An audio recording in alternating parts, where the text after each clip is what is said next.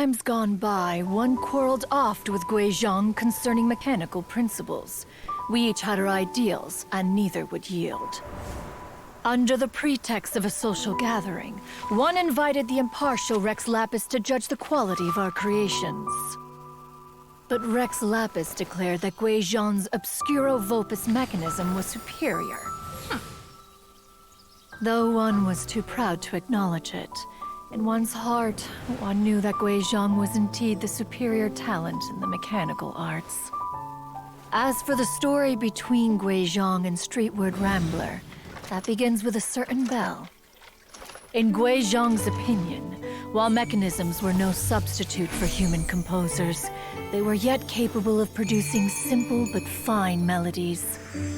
But Streetward Rambler believed music to be an expression of the soul, an emotional enterprise that could never hope to be replicated by machinery.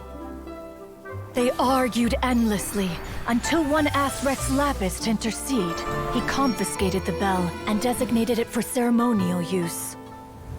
Thereafter, one would often find them convening in the mountains, discussing music, mechanics, and all the affairs of the mortal world.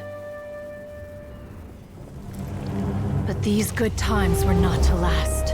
War broke out between the gods, and soon engulfed the Guili Plains. Guizhong was overpowered by the enemy, and fell in battle.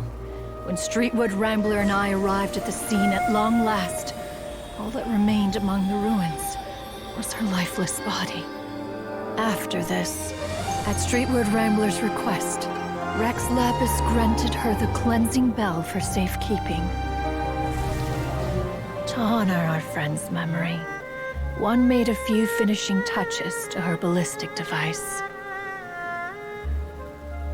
Many lantern rites have passed since then. Many greetings and goodbyes.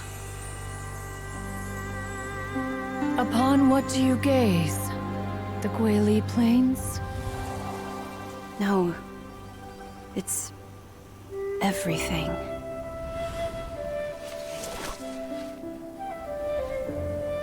We think of human life as like a lantern that's lit one minute and extinguished the next.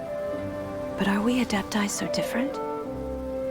Perhaps as dust settles after a storm, we too must one day return to the world below. One has always been austere and private by nature, and has never relished socializing. One's dealings